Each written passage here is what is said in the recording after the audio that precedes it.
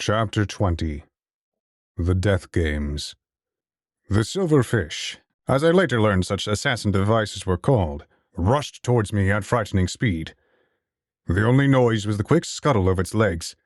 I cried out and leapt to my feet. It was the only thing I could do before it jumped at me. I fell backwards, only barely dodging. I scrambled to my feet, and I didn't look back as I ran for the door, but it was already opening. I nearly slammed into Kybet, desperate to get out of my quarters. I hesitated, surprised by her sudden appearance. I tried to turn and point at the danger, but I felt a metal hand on my shoulder. Kybet wordlessly threw me behind her with such force that I hit the wall panel on the other side of the hallway. I watched breathlessly as the silverfish lunged again from the doorway. Kybet plucked it out of the air with her hand and tried to crush it in her palm. She tilted her head, confused as the silverfish resisted pressure which would have cleanly snapped bone. Instead, the machine's chitinous armor began to heat up, and after a few seconds, Kybet's fingers were clenching a white-hot, squirming thing. Her fingers were losing the battle, slowly but surely melting. She did not show an ounce of concern on her face as she turned and slammed her hand against a nearby wall panel. The force was enough to bend the sturdy metal, and the noise made me clasp my hands over my ears. Her fingers snapped off, and the silverfish jumped at her neck. Wasting no time, it clawed through the cables and synthetic tendons, trying to get so deep it could not be extracted. Kybet expressionlessly reached into the molten hole in her neck and violently yanked the silverfish out. Seeing no other option, Kybet drove her fingerless hand through the wall panel, and with one quick movement of her arm, sheared an opening through. Behind was a power conduit, thick tubes carrying millions of volts of electricity. She did not hesitate to plunge the silverfish through the cables, piercing the safety insulation. Lightning arced out as the lights flickered. I saw Kybet's body stiffen and shudder for several terrible seconds, the Nekomata's humanoid body contorting the way no human ought. Finally, the safeties activated. The electricity stopped, and the lights went out. In the darkness, red emergency lights flicked on, and I saw the silhouette of the scorched Nekomata slowly withdraw her arm from the conduit, still clenching the silverfish. The machine was lifeless in her fist, its mangled body fused to Kybet's fingers. Her porcelain face had been terribly burned. Half of it was rendered inert. Even as her personality heuristics kicked in and she attempted a graceful smile, only the left part of her mouth tugged upward. One eye was filled with friendship, and the other stared lifelessly at me, numb as the Nekomata so often are. A moment later, Ingrish was by my side, helping me up. "He tried to murder my son!" Ingrish shrieked, hands slamming down on the table. She had taken me to the mess hall where Riker was busy with welding tools on the silverfish. He had helped Kybet detach and install temporary replacement arms, and she was busy self-operating with the solder iron. Tut was nowhere to be found, as there was no one for him to fix, and I was on a high chair, far from any surfaces with my knees drawn close. I was not so much awake as simply aware, the terror of what had happened keeping me from sleep. But I was also so exhausted that I was struggling to follow along. "Tyrell tried to murder my son!" Ingrish yelled again at Riker as he obsessively worked on the silverfish. The red bird glanced up with his yellow eyes. "I know you're upset, but we have to be very careful right now. Kybet's plugged into the bridge. I'm having her run more scans on the ship, this time keyed into the alloy composition of this silverfish. We need to know if we're infested. For the meanwhile, I pulled the safeties on the electrical grid. Most of the ship's compartments are running tens of thousands of volts. Let's make sure we're safe before we do anything else." Ingrish took several deep breaths, running her hands on her head. "I'm sorry. You're right. Thank you, Riker."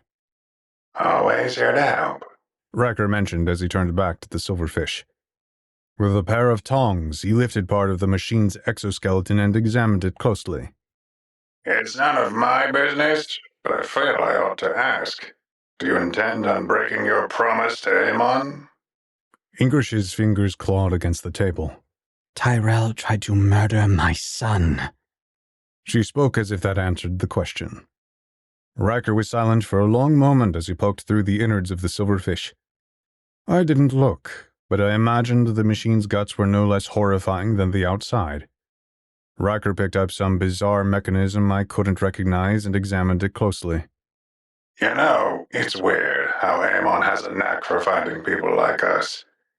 People who need a different path than the one they're walking down. He gave me a rule. No thieving. Not if I was going to fly this ship. I remember when you begged him for help. He had a rule for you, too. It's Vass's life this time. Inger spoke through clenched teeth. Amon Russ is the most dangerous man in the galaxy. If he chooses to go to war against Tyrell, you'll have your blood and then some. But it's his call to make. You would be taking that from him. And that's if all goes well and you don't get caught by the Rodeshi. You think I would be sloppy enough to get caught? Riker glanced up. No, I don't. He paused and thought for a moment. You know, I was once the most feared pirate in the Artorias sector and a dozen others. I rubbed shoulders with the most violent men in the galaxy. Do you know who they told horror stories about? I've heard enough about the Golden Court and their assassins.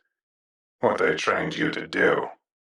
I blinked, as for once English didn't censor the word like she normally did. It is odd how certain things can only be said by letting the other person overhear them. English knew Amon wouldn't like it if she informed me of her past. But she was in such a frenzy that she wanted me to know. She wanted me to know I didn't have to worry about being harmed again because she was going to rip Tyrell's beating heart out before he got another chance. Although that was what I imagined, I learned later that English was proficient in a far more sophisticated way of killing. Riker lifted another bit of the silverfish's innards and looked at it. I don't doubt you can do it. So, I ask again. Are you going to break your promise? English was quiet, but Riker didn't need her to speak to know the answer on her face. He sighed deeply and got up from his seat. Cabot, turn the safeties back on the electrical grid. I think I know where the rest of the silverfish are. The Nekomata looked at him puzzled but obeyed. Riker reached down and picked up an electro thrower, a pistol-sized weapon with a disproportionately large barrel at the end. I'll be back in a few minutes. Be patient. I don't want you to have the wrong target. English read his mind instantly, and if she had been angry before, her wrath intensified to a star. Her normally reserved mind burned with such hate that I could feel it as pinpricks on my skin. I awoke at this, but she remained motionless. Riker shortly returned, holding Oberyn's medallion, scorched after he blasted it several times. Picking up one of his tools, he smashed it open and several more silverfish spilled lifelessly from inside. I don't know if Oberyn accounted for English being a former Golden Court assassin. Those details, unfortunately, have been lost to time. But what the Game Master implicitly understood was that there was no way to break Amon Russ on the battlefield. There was nothing left of the man to break, except his purpose. The play was to let Amon get close enough to Tyrell, enough for the trillionaire to get worried and attempt to secretly reach out to English. That much, at least, was in Oberyn's calculus. English would refuse him, as she obviously would, and then the silverfish could do its work. It was a perfect story of revenge and retaliation, a moral lesson characteristic of the human species. It was also a story that would get Tyrell immediately disqualified, robbing Amon both of his purpose and object of his own revenge in the Colosseums just as he was to fight General Chiron. I don't know the ending Oberyn predicted would happen. I believe there was an acceptable range of outcomes, as one often has with such complicated schemes. But Oberyn's masterstroke, the summit he yearned for, the once-in-a-lifetime narrative he had worked so hard to tell, would have been Amon in utter despair, killing himself with the Zero Sword to spite Chiron his suicide. That was what the Rodeshi Game Master gambled everything on. But of the thing I do know for certain, the variable Oberyn failed to account for, the fatal flaw in his thinking that undid all of his plans, was that he didn't know Amon Russ had the pirate lord of Artorias as his personal pilot. It was such an improbability that one would have had to have been a madman to consider it. Just as crazy as Riker installing 3 different security systems around my quarters, alerting Kybit the moment the silverfish had breached the first layer. Just as crazy to think through Waylon Tyrell's perspective, believing there was some humanity left in the man. Just as crazy as Riker running a molecular microscope over the alloys to identify trace particles consistent with the medallion. It is, as I think, entirely improbable that all of this occurred in the way that it did. And I am sure some will accuse me of historical revisionism. That there was no way the infamous pirate lord of Artorias had actually faked his death and was secretly living on the Aphelion. Such a story would stretch the suspension of disbelief to its breaking point for anyone. However, as I have found, reality often contrives odder circumstances than can be put to fiction. And so there are many events in history that defy storytellers, that they cannot put in their narratives because they would naturally lose the audience. But since this is a historical account, I do not need to worry about such things. I slept in the mess all that night as I was afraid of going back to my quarters, and English had to coax me over the next few days to convince me it was safe. However, I noticed her attention was entirely distant now. She watched the Pizak tournament with fervor, staring for many hours at the game rooms and especially Oberyn. The rage did not lessen with time. English kept the news of what had happened quiet, acting like nothing was wrong. She reached out to the Rodeshi game master. There was to be a party at the match between Aemon and General Chiron. She asked to be allowed to attend as his guest, to which Oberyn reluctantly agreed. I imagine he sensed something was wrong, that English should have been raising hell with the game wardens over my murder, that something of my death should have come out. But this is speculation. It is sadly impossible for me to journey back in time and question the game master on his final thoughts. However, what I do know of what happened in the coming days is that Zurak agents were hard at work. The terrible race we encountered on the derelict were nearly finished with their plans, preparing a wholesale invasion of the Rodeshi system. Embedded infiltrators were disabling security systems, rerouting patrols, and slowly peeling away layer by layer everything that stood between them and the Rodeshi homeworld. None of it was detected by the Rodeshi surveillance because in many cases the Zurak were the Rodeshi surveillance.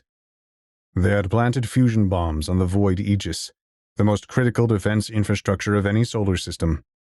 Preventing dark space translation, once the bombs went off, warships could enter real space all the way to the orbit of Rodon itself. Additionally, on several space stations, they had hidden rail cannons to be fired upon the pleasure cruises and colosseums, meant to rain flak on the satellite networks and overload the Rodeshi laser grids. During the attack, and for 3 days afterward, the wreckage rained fire on Rodon. The infrastructure was so crippled that they couldn't prevent the leftover of the battle from further tearing apart their homeworld. On the day of the invasion, the Rodeshi Supreme Commander of Defense was going to be strangled in his own office chambers by one of his most trusted lieutenants, no less. Similar assassinations would be carried out all over the system. Captains were murdered on the bridges of their own star cruisers, followed shortly thereafter by the rest of the command crew. The formidable weapons of these vessels were then turned on allies and didn't stop firing until they were destroyed. In most cases, it took sustained and prolonged plasma fire to finally put the Zurak infiltrators down. That meant on the day of the attack, across the entire Rodeshi military and defense infrastructure, there were only 3 infiltrators who were killed before they could achieve their secondary objectives. The final accounting in the galactic record is that the attack which took place on the 17th day of Jashesh, 102,972 AV, was one of the most successful system invasions in history, with a total and catastrophic defeat of the Rodeshi military. Had the Zurak been interested in conquest, it would have been the destruction of the Rodeshi homeworld and the scattering of their people. But such an objective was too low for the Zurak interest. This event marked the day the Zurak announced themselves on the galactic stage, stepping out of the shadows. The coming decades would be racked with waves of panic as other species were terrified of infiltrators in their own ranks.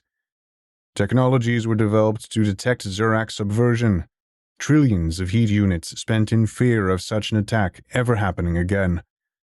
The Scythians call this day the Truth of Jira. The Dalfane call it Sishamu, the Wave of the Dark Sea. The Radeshi used to call it Aratak, the Humbling. Now, by my hand, they call it Unu Aratak, the Lesser Humbling.